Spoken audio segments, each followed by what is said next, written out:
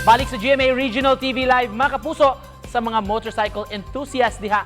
Nagkauso na kuno karon kining pagpa-customize sa ilang helmet unsa may common nga disenyo sa mga buot magpa-customize karong panahon na og nganong daghan man ang naengganyo niini. Magpakisayon ta kabahin niini nining usa ka negosyante nga mag-customize gyud sa mga helmet, si Jan Ornopia.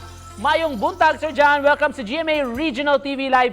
Kumusta ang negosyo, sir, bisan sa pandemya karon? Mayong buntag, sir. Kuan karon sa sitwasyon ako karon lahi ra gyud sa katong tuwa sa pandemic. Medyo dili gyud siya karon isa sa katong napag ikuan katong wala pa gyud pandemic siguro tungod sa atong sitwasyon. Kining imong abilidad dyan nga mag-customize og mga helmet, gihimo nimong negosyo. Kanusa man ka nagsugod ini? Nagsugod ko ano sir katong na ako'y amigo nga nandun siya sa shop nga mamintal og sakyanan. Nya ingon siya paano magid mi kailan na magid mi ato niya. Nya gi paano ko niya nga hiligma ko sa drawing, ingon siya nga ato nang gamiton mag-customize tag dili pa gid helmets kana mga motor, wala gid may mag-ispo sa helmet. Naro ko'y sa customer nga pwede pa kuno mo subay og pa-customize sa helmet, so dito na nagsugod. Sa pag-cut-on ninyo og sugod ani sir unsa man? Kinsa may nagtudlo nimo or ikaw lang nag-improve sa imong abilidad self-study? Ako lang sir. Kuan lang, tayo mo tanap ko sa online sa mga kuan. Kanang usahan pag pero naagi yung mga design nga. Kanang pangitaagi paagi. Unsa may mga gamit nimo sir sa pagpa-customize sa helmet? Kuan, ang pinaka-main na kong gamit kay airbrush gear. Nya ang pintal na kong gamit kay kanang sa mga automotive kay among ko diya mga nidot na color guard kanang sa automotive gear. Kinsa may mag-influence po nimo sir sa mga designs, sa itsura, sa art nga imong i-apply ining sa pag-customize? Kuan, ang sa design yun kay sa customer gid ang tagaran mo sa design. Nya usahay na ako'y upan na customers nga kana ako lang pabuton kung say na design.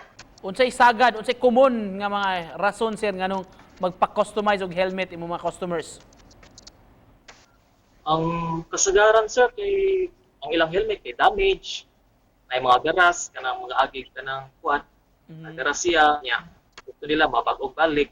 Unsay natabang nimo ning maong panginabuhi ning negosyo sir labi na rong panahon sa pandemya? Kuan, ako siya natabang sir kay ilabi na nga parehan ako freelance ra na address balay nya. Ang uban mo nga customer kay ilara ipa-deliver kanang mga lagyo, kanang mga to sa lagyo ilara pa-deliver diri. Di na ko sama nang sa una man gud katong wapay pandemic adto ko sa shop to ko amigo. Karon mahimo na nako diri, check na ako diri sa mua kay ang helmet ang customer naman mo ari. Deliver nila usahay kan sila mo ari. Daghan pa paghihapon dyan ang nagpa-customize nimo sa ilang helmet bisan pandemya ron o ni minus gyud kumpara kani adto. Dili gid ingon na kadatan sir, ang kwan. Digid tama tong walay pandemic pa. Ako gid lahi ra gid ako gid kalahian. Finally, Jan, to close this unsay gusto nimong ipaambit nga mensahe sa mga nagtan-aw nato ro buntaga? Ako lang ika kuan sa labi sa atong mga viewers nga namin na ang nagtan-aw na stay safe lang kita karon kay labi na karon nga tungkol sa atong sitwasyon sa pandemic nya kuan sa mga parehas nako nga freelance artist po kuan lagi ta kung medyo kung naapektuhan ta sa pandemic karon salig lang ta kanon sa kita sa kuan di kita mag kuan padayon lang.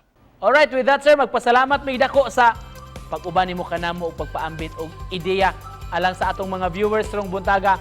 Tig-customize siya makapuso og mga helmet si Jan Ornopia. Daghang salamat sir.